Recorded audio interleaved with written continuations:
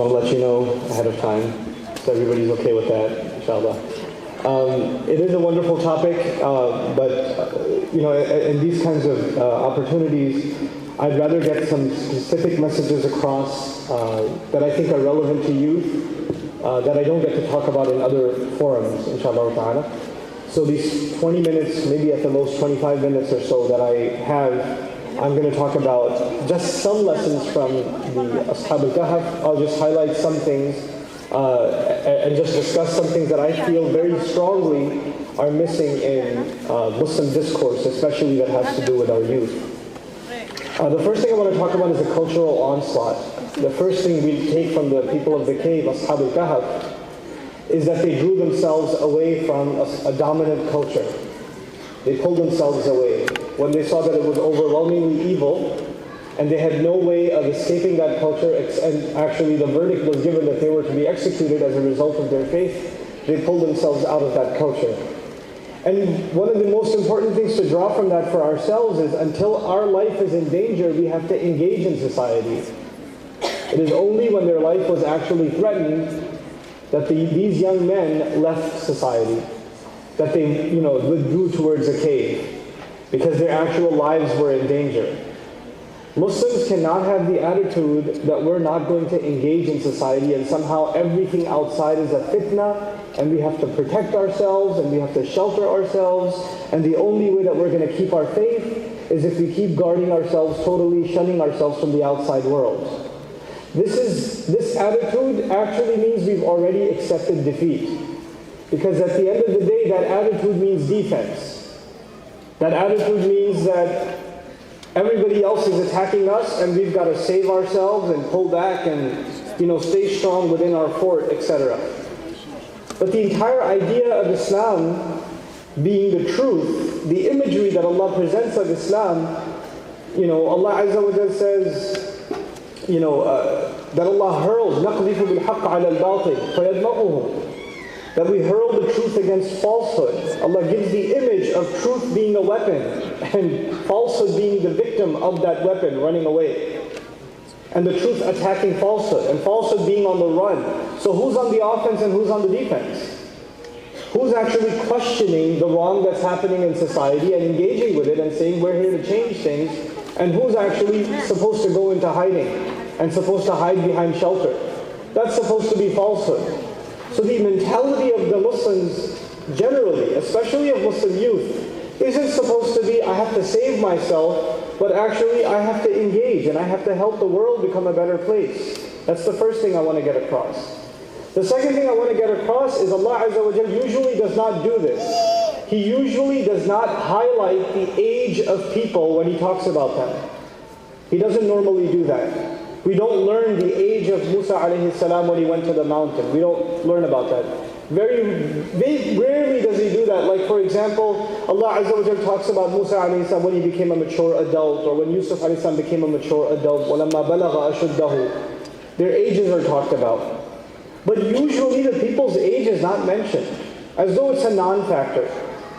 But when it came to the people of the cave, the sleepers of the cave as they're called, Ashabul Kahfi, Allah Azza wa Jalla said, إِنَّهُمْ فِتْيَةٌ.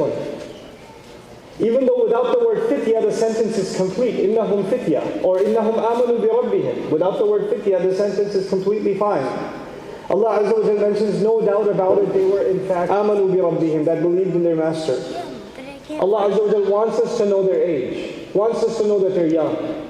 Because especially when you are young, you are more susceptible to follow the culture around you. You're more susceptible to accept the pressures of society. You're more susceptible to want to be like everybody else. Why wouldn't you be? I mean, it is when you go to high school that you start feeling the pressure of being different from other people. It's when people start saying things to you that make you feel like, man, why am I so different than everybody else? And then you feel the pressure to wanting to dress like the other, to look like the other, to talk like the other, So even if you're religious and, you want to grow a beard or something, it's the pencil thing, It's a little more hip, it fits in better, And we start assimilating ourselves more and more at that age, at a younger age.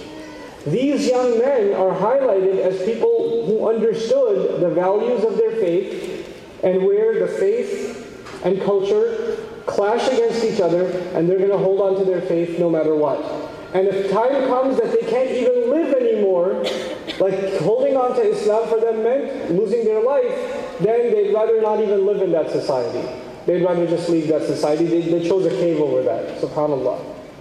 The idea I'm trying to present here is youth are actually the pillars of strength, not the weakness. So many conferences being held about the problems of the youth, the fitna of the youth. We have to save our youth. No, the youth have to save us. It's the other way. You guys have to realize the position you're in.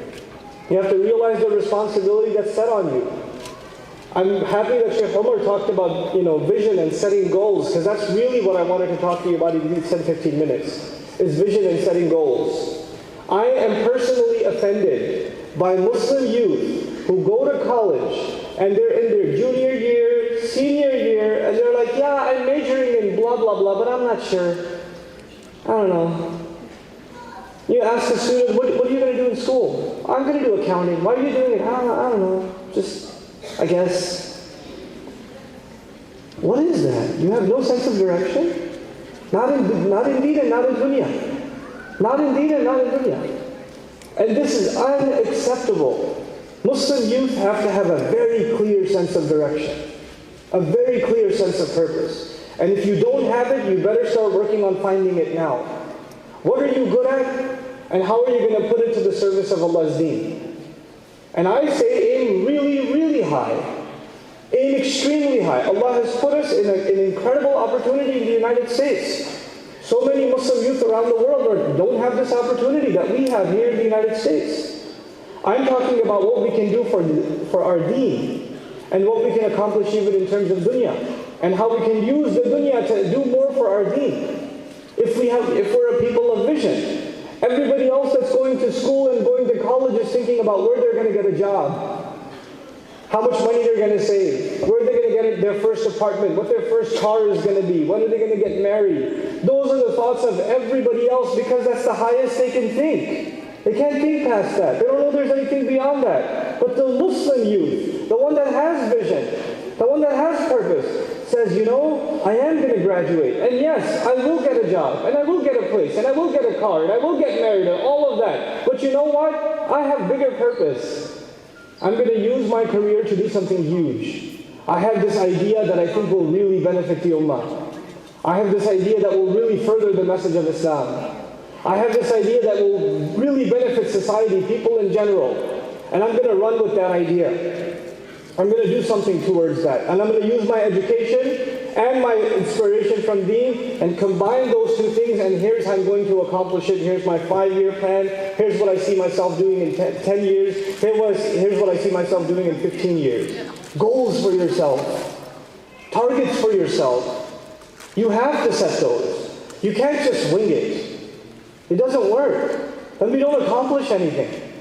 The famous Arabic piece of poetry I teach every year at my campus to the students, one of the first things I teach them is وَمَنْ يَتَهَيَّبْ صُعُودَ الْجِبَالِ يَعْشَبَتَ الدَّهْرِ بَيْنَ الْحُفَرِ. Whoever fears climbing the mountain stays forever in the ditch. Aim high. And so in these few minutes, I just want to talk to you practically about just a couple of groundwork, some basic foundational things that will help you aim high, inshallah ta'ala, and help myself aim high. As far as our religious maturity is concerned, every one of us should see ourselves next year, from this Ramadan to next Ramadan, or what Ramadan's already over, so this December to next December, this winter to next winter, how am I going to be a better Muslim? And I'd like to highlight 3 areas. So for those of you that are writing this down, just 3 areas where you want to be able to say to yourself in a tangible way, I'm better off. I've made some progress in 3 areas at least. The first of those areas is worship. The first concern is worship. Has my Fajr improved? Am I making Isha and Fajr at least on time perfectly? The guys, am I waking up for Fajr and making it to the masjid? Make it a goal. Maybe you're not doing it every day, but set a goal.